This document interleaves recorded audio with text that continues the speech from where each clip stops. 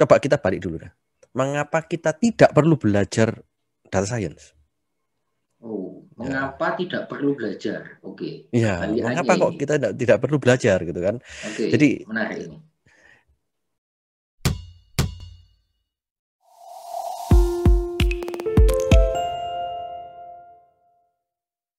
Oke, selamat bertemu kembali semua solusioner. Kita sekarang ada di sesi baru dari Solusi Indonesia. Kita ada di PSI, Podcast Solusi Indonesia. Nah, di episode pertama ini kita dari Solusi Indonesia kami menghadirkan seorang sahabat, mentor kami, orang Indonesia yang berkiprah di negara K-pop. Wah, sangat menarik ini. iya. Tapi kiprahnya bukan sebagai nanti deh cerita sendiri biar beliaunya. Oke, beliau adalah seorang profesor, Profesor Bernardo Nugroho-Yahya, PhD. Beliau saat ini mengajar di Hankook University of Foreign Studies. Oke. Halo, Bapak Profesor, apa kabar? Halo Pak Danis, kabar baik. Oke. Kabar dari negeri ginseng selalu sehat. Ya. Bagus sekali. Indonesia juga semakin sehat. Amin. Oke, Prof. Jadi di podcast yang perdana ini, senang sekali kami bisa menghadirkan Profesor Bernardo untuk bicara tentang yang lagi hangat nih di dunia saat inilah, yaitu tentang data science. Nah, sebelum kita masuk ke topiknya, boleh dong diperkenalkan dulu siapa sih Profesor Bernardo Nugroho-Yahya, PhD ini. Silakan, Prof. Oke, terima kasih Pak Dani. Terima kasih sudah diundang di acara Podcast Solusi Indonesia. Nama saya Bernardo Nugroho-Yahya, ya, orang Indonesia, tetapi saat ini saya bersyukur boleh berkiprah di negara Korea Selatan. Dan saat ini saya seorang profesor di jurusan Teknik dan Manajemen Industri, atau kalau dalam bahasa Inggrisnya Industrial and Management Engineering, di sebuah universitas yang namanya Hankook University of Foreign Studies. Jadi saya di sini mengajar dan juga melakukan penelitian dan juga melakukan beberapa aktivitas pengabdian masyarakat. Untuk mengajar dan penelitian saya lebih banyak fokus di bidang data science, data analytics, ya, machine learning, dan hal-hal yang terkait dengan data. Jadi itu dulu dari saya. Oke, jadi itu profil singkat dari Profesor Bernardo. Nah, topik yang lagi hangat saat ini tadi saya di awal sampaikan tentang data science ya. Jadi ada pertanyaan dari beberapa kolega. Pertanyaan seperti ini, Prof. Mengapa kita perlu belajar data science? Jadi kita ini perlu belajar data science atau tidak sih sebenarnya? Gimana menurut Profesor? Oke. Berarti apakah perlu atau tidak gitu ya? Iya. Ini sebuah pertanyaan biasanya kita akan balik lagi ke sebuah dasar lagi tentang mengapa gitu ya. Kalau misalkan perlu atau enggak, saya rasa mungkin perlu ya. Karena saya mengajar di data science, mengajar data analytics gitu. Jadi saya terus memotivasi mahasiswa untuk belajar gitu ya. Tetapi sebenarnya mengapa kok perlu gitu. Nah, ini saya mencoba membahas dari pengalaman aja gitu ya. Saya melihat, coba kita balik dulu dah. Mengapa kita tidak perlu belajar data science? Mengapa tidak perlu belajar? Oke. Ya, Balik aja mengapa kok ini. kita tidak perlu belajar gitu kan? Oke, Jadi menarik ini. sebagai contoh gini, kalau kita ini punya sebuah talenta, ya, kita punya yang namanya bakat, gitu kan? Kalau bakatnya kita itu bukan di data, ya nggak perlu kita belajar data science, gitu kan? Mungkin kita ini bakatnya pemain bola, Nah, kan nggak cocok juga kan belajar data science gitu kan. Nah, maksudnya saya adalah kalau misalkan kita punya bidang yang dimana bakat kita itu bukan di data science, tidak perlu ke data science, tapi kita tekuni bidang kita. Kalau Anda pemain bola, ya terus berkiprah di bidang bola. Kalau Anda ini pemain bola basket, ya silakan terus berkiprah di area bola basket gitu kan. Oke. Jadi ketika kita itu bukan di ranah akademis, ya kita punya bakatnya di sana, jalankan di sana. Cuma saya mau tekankan bahwa apapun pekerjaan kita, apapun bakat kita, nanti pasti akan kembali lagi ke data. Ya. Ini contoh gitu ya. Contoh seorang pemain sepak bola. Ada satu orang pemain sepak bola yang ini lagi favorit banget ini di Korea. Namanya Son Heung-min. Oke. Son Heung-min gitu ya. Dia adalah pemain dari Tottenham Hotspur. Nah, dia selalu dibanggakan oleh masyarakat Korea karena wah, kiprahnya luar biasa. Dia bikin gol banyak gitu. Nah, ternyata beberapa minggu ini dia tidak memberikan gol gitu. Nah, kemudian ternyata dianalisa. Ada komentator, ada beberapa media yang coba menganalisa.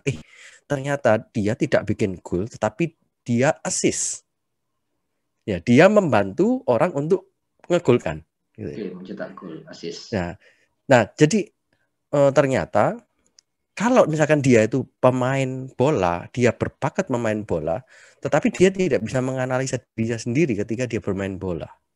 Tetapi ada orang lain yang bisa menganalisa, kamu waktu main tadi kamu banyak memberikan bantuan orang untuk ngegolkan. Tapi kamu sendiri belum ngegolkan. Ini loh, kelihatan datanya. Loh, ini kan, lihat kamu ngoper.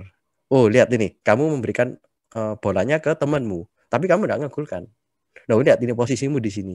Nah, analisa data itu ternyata berguna untuk mengembangkan dirinya nanti main di sesi berikutnya.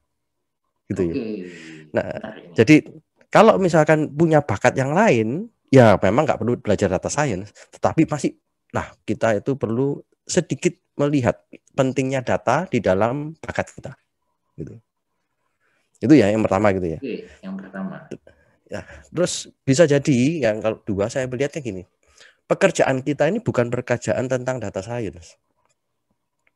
Nah, kalau pekerjaan kita bukan tentang data science ya kita dipaksa untuk belajar data science, wah itu kan pasti jadi kepalanya bisa stres gitu kan. Daripada stres, lebih baik ya kita tekuni aja di bidang kita.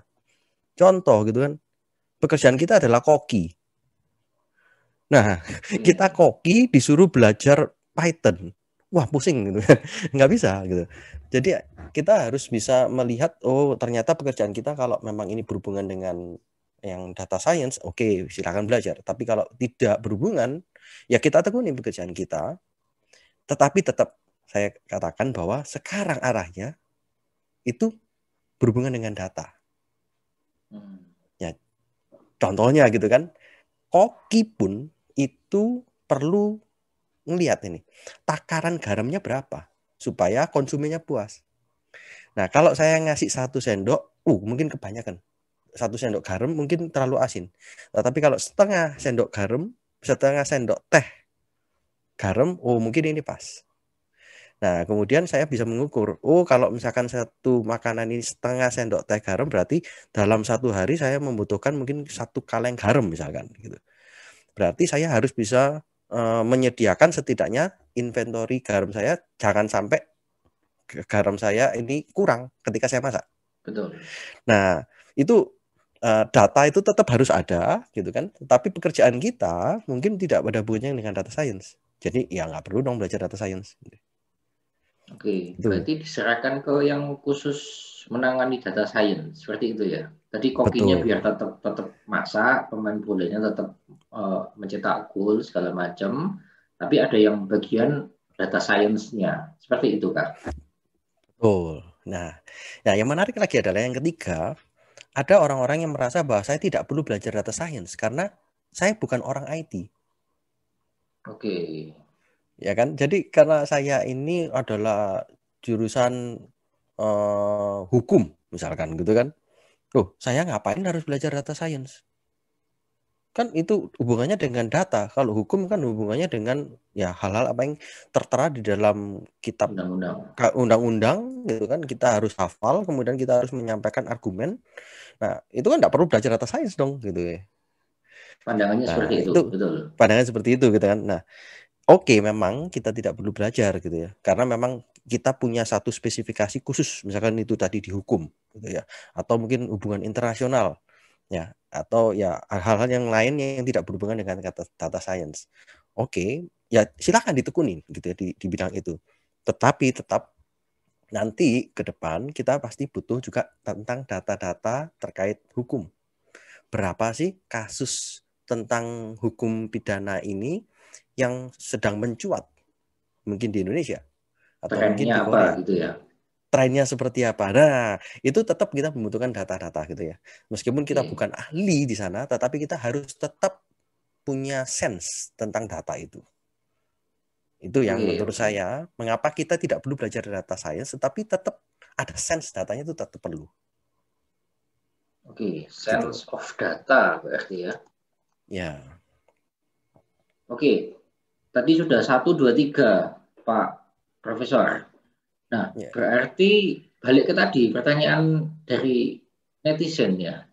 Mengapa kita perlu belajar? Tadi kan tidak perlunya kan ya. Oh, oke, ya, ya, ya. Tadi Yang tidak perlu gitu ya, ya. memang mengapa perlunya? Yang tadi belum Oke, terjawab ini. oke. Mengapa kita perlu belajar data science gitu? Kalau saya memberikan pandangan saya pribadi, yang pertama adalah karena data ini semakin lama semakin banyak. Ya. Oke, data Dimanapun semakin banyak. kita, ya, dimanapun kita itu berkarya, dimanapun kita ini melakukan aktivitas kita, data itu ada dimanapun. Oke, Contoh kan, setuju. kita pakai smartphone. Coba berapa message yang kita terima di dalam satu hari di Wah, WhatsApp kita. betul. Ya. Pada waktu Banyak. kita mungkin buka Facebook, pada waktu kita buka Instagram, itu berapa postingan yang kita baca? Ya. Berdasarkan data statistik, di dalam satu hari itu bisa ada 5 juta message. Itu nggak tahu gitu ya, dihitung dari gimana gitu. Tetapi ngomongnya 5 juta message di dalam 1 jam. Bisa 1 jam. dibayangkan di seluruh Dalam dunia satu loh ya jam. itu. Di seluruh dunia. Oh, oke. Ya kan, Sudah 1 jam ya. Huge ya. ya itu Anda bisa bayangkan gitu kan bagaimana nanti mengumpulkan datanya itu, kemudian kita menggunakan data itu gitu. Itu cuma untuk sebuah WhatsApp gitu kan. Oke. Nah, belum lagi dengan data-data yang lain yang mungkin kita ada hubungannya dengan ya Instagram, Facebook atau sosial media kita Sosial yang lain yang media. mungkin ya itu luar biasa gitu ya. Email kita pasti juga akan berhubungan berkomunikasi dengan orang lain dengan email gitu kan. Atau Betul. mungkin ya kita membaca surat kabar. Oh, itu juga data gitu. Kemudian kalau misalkan kita pakai smartphone, kemudian kita belanja online. Nah, itu berapa transaksi yang kita Yes. lakukan? Itu pun juga termasuk data. Jadi data sekarang itu ada banyak tempat dan data itu bisa dengan gampangnya kita dapatkan. Dan kalau misalkan kita itu belajar tentang data science, maka kita akan bisa mendapatkan sesuatu yang lebih bermakna untuk mungkin produktivitas kita, atau untuk efektivitas pekerjaan kita, atau mungkin untuk efisiensi. Oke. Entah itu di perusahaan kita, atau mungkin untuk kehidupan kita sehari-hari. Berarti ke Itu. arah improvement mungkin ya, productivity, kemudian kita bisa reduce something di efisiensi tadi, atau cara kerja yang lebih efektif, seperti itu ya, Prof ya. Betul. Contoh gitu kan, kalau misalkan sekarang di Indonesia itu ada banyak yang namanya cloud kitchen, ya kan? Cloud kitchen, oke, Ya, betul. cloud kitchen itu ada mungkin istilahnya apa ya, kayak Grab Kitchen atau apa ya, yang itu dapur-dapur yang mereka punya dapur-dapur di tempat-tempat yang strategis, di mana kalau ada orang pesan itu akan lebih cepat pengirimannya daripada dari restoran pusatnya. Gitu. Nah, itu kan karena dari pihak-pihak Grab-nya atau dari Gojek, mereka punya Providernya ya. data. Ya, mereka sudah punya data. Ini jam segini, ini orang akan pesan makanan ini. Berarti kalau misalkan mereka sudah tahu bahwa jam segini makan pesan nasi goreng, nah dibuatlah dapur yang akan menyediakan nasi goreng entah apa nasi goreng Pak Kumis Iya, gitu kan. betul, Nah betul, itu betul. pasti di dapurnya itu harus tetap disediakan supaya nanti logistiknya akan lebih cepat sampai ke konsumen. Jarak lebih dekat seperti itu ya. Betul. Untuk apa? Memuaskan konsumennya. Kemudian juga untuk apa? Supaya nanti demand-nya semakin besar. Gitu ya. Oke, Nah, hal itu menarik ini. ya kita tentunya pasti membutuhkan data. Kalau datanya semakin banyak, maka kita akan bisa semakin mengoptimalkan pekerjaan kita, mengoptimalkan proses yang terjadi di bisnis kita. Oke, berarti itu tadi yang hubungannya mungkin dengan productivity ya. Kalau tadi ada productivity, salah satunya efisiensi, ini eh, peningkatan di productivity untuk penjualannya dan plus juga mungkin efisiensi di transportnya, seperti itu ya, betul ya, Ya, Prof? betul. Itu kalau mungkin contoh kasus Ya, tentang dalam tadi case ya tadi makanan itu, itu ya. ya Tetapi betul. kalau kita bicara di dalam industri secara luas, tentunya pasti ada banyak aplikasi lain ya. Oke, Untuk industri-industri yang terkait dengan groceries atau industri-industri yang mungkin dari industri hilir, industri hulu ya. Itu pasti mereka punya hal-hal yang lebih spesifik lagi terkait produktivitas dan efisiensi dan efektivitasnya.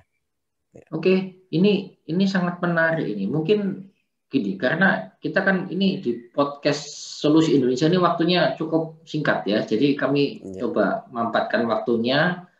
Nanti mungkin kita akan lanjut di sesi berikutnya, Prof ya. Kalau ada waktu, nggak sibuk, nanti kami undang lagi. Kita coba gali lebih dalam.